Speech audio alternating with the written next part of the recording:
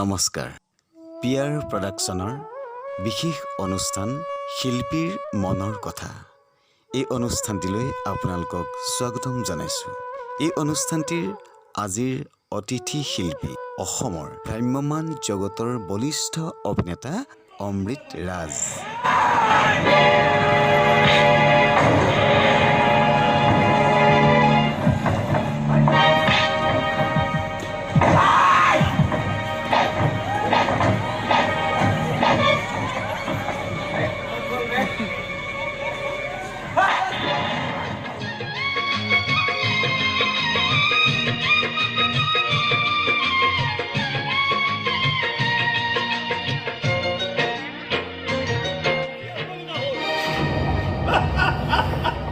বঢ়িয়া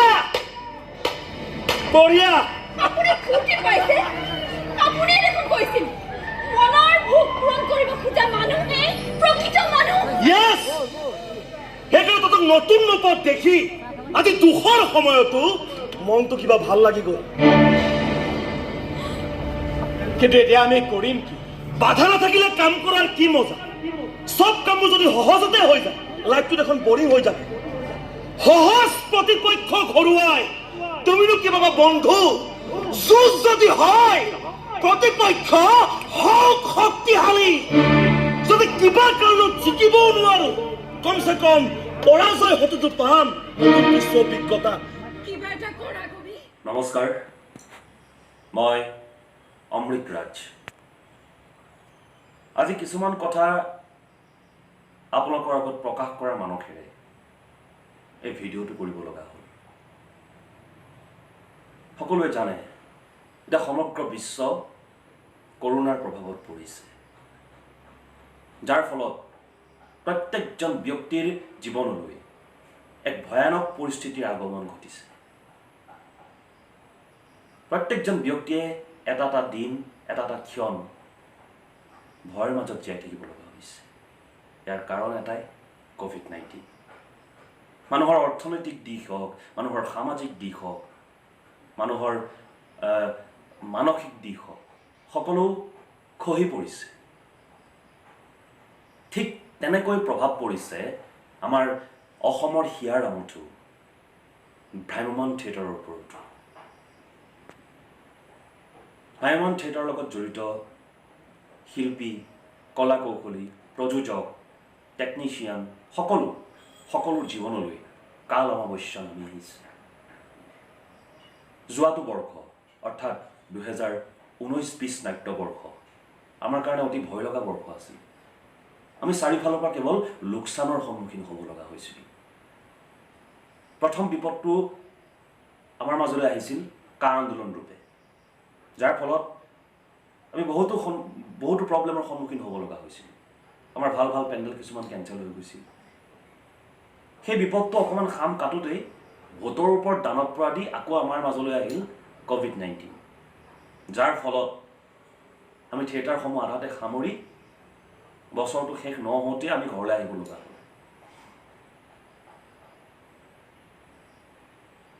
ভ্ৰাম্যমান থিয়েটাৰৰ লগত জড়িত প্ৰত্যেকজন ব্যক্তিয়ে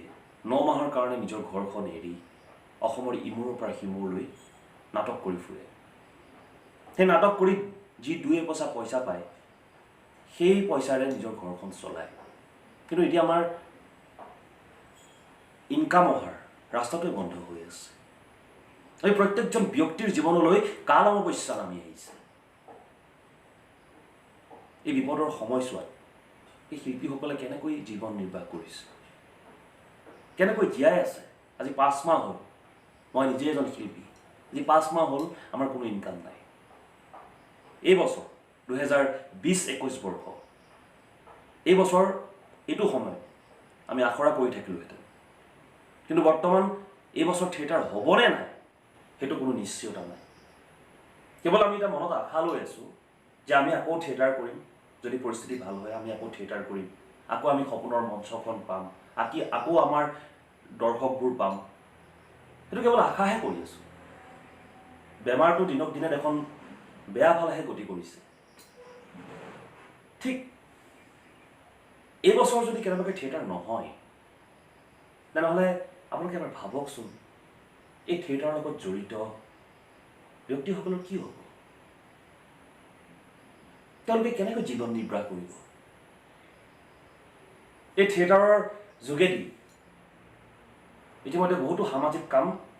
গঢ়ি উঠিছে, যেনেকৈ শিক্ষানুষ্ঠান হওক, ক্লাব হওক, নামঘৰ হওক। এই থিয়েটাৰৰ পইচাৰে সেইসকল অনুষ্ঠান ইতিমধ্যে গঢ়ি উঠিছে বহুত জেগাত। গতিকে মই এই ভিডিঅ'টোৰ যোগেদি মই চৰকাৰলৈ এটা বিনম্ৰভাৱে অনুৰোধ কৰিছোঁ, আপোনালোকে আমাৰ কাৰণে অকণমান চিন্তা কৰক। কিছুমানৰ হয়তো চৰকাৰে চাউল, দালি, কিবা কিবি সাহায্য দিছে, কিন্তু কিছুমান শিল্পী এতিয়ালৈকে পোৱা নাই। গতিকে অকণমান চিন্তা কৰক শিল্পীসকলৰ কাৰণে, কি হ'ব ভৱিষ্যত যদি এইবাৰ থিয়েটাৰ নহয়। মই ভিডিঅ'টোৰ যোগেদি আহ্বান কৰিছোঁ, মোৰ মনৰ কথাখিনি আপোনালোকৰ লগত শ্বেয়াৰ কৰিছোঁ। যদি কিবা ভুল হৈছে মোক আপোনালোকে ক্ষমা কৰি দিব। যদি মই কিবা নক'বলগীয়া কথা ক'লোঁ আপোনালোকে মোক ক্ষমা কৰি দিব। কেৱল মোৰ মনৰ কথা আপোনালোকৰ আগত ব্যক্ত কৰিছোঁ।